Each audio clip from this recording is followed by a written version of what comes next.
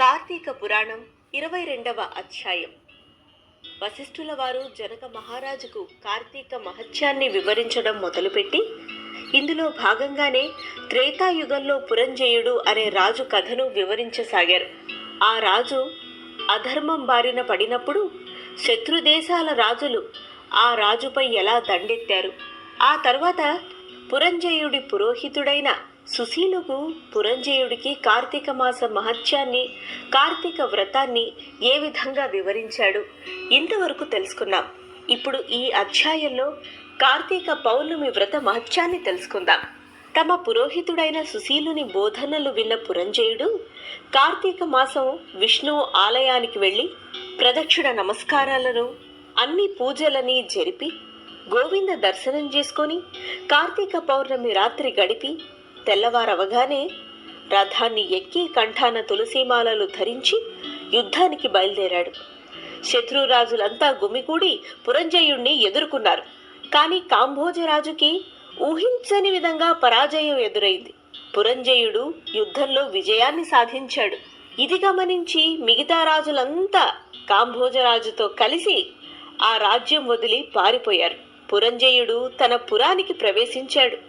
ఈ విధంగా పురంజయుడి గాథని జనక మహారాజుకు వశిష్ఠుల వారు వివరించారు.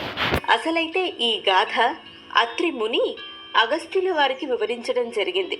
ఈ గాథను వివరించిన అత్రి ముని ఈ విధంగా అగస్త్యుల వారితో అన్నారు: ఓ అగస్త్య మునీంద్ర, హరి అనుకూలంగా ఉన్నప్పుడు శత్రువు కూడా మిత్రువుగా మారతాడు.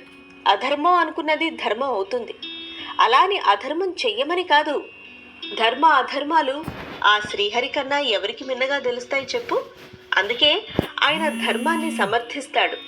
గతిని కోరినప్పుడు ఆ శ్రీహరి మనకు సుఖాన్ని అందిస్తాడు. ఆ శ్రీహరికి సాధ్యం కానిదంటూ ఏది ఉండదు. కార్తీక మాసాన్ని నిష్ఠతో పరిశుద్ధులే విష్ణు భక్తులుగా, ధర్మవేత్తలే ఆచరిస్తారు. విష్ణు భక్తి సంసార సాగరాన్ని తరింపజేస్తుంది. శివకేశవులిరువురూ ఒకటే. ఆ తత్వాన్ని అర్థం చేసుకున్నవాడు, కార్తీక మాసాన్ని ఆచరించినవాడు ధన్యుడవుతాడు. విష్ణువు భక్తిప్రియుడు. ఎల్లప్పుడూ భక్తుల్ని రక్షిస్తూ ఇహపర సుఖాలిస్తూ ఉంటాడు. శివకేశవులపై అపారమైన నమ్మకం, భక్తి ఉన్నవారికి కార్తీక మాసాన్ని ఆచరించడం, కార్తీక వ్రతాన్ని పాటించడం కష్టతరమైన పని కాదు. కావలసిందల్లా అనిర్వచనీయమైన భక్తి మాత్రమే. ఈ విధంగా అగస్త్య మహామునికి కార్తీక మాస మహత్యాన్ని, కార్తీక వ్రత మహిమను తెలిపారు అత్రి ముని. మనం కూడా ఈ మాసం యొక్క మహిమను అర్థం చేసుకొని ఆ శివకేశవులను మనసారా పూజిద్దాం. విధి విధానాలని పాటించే దిశగా ప్రయాణం చేద్దాం.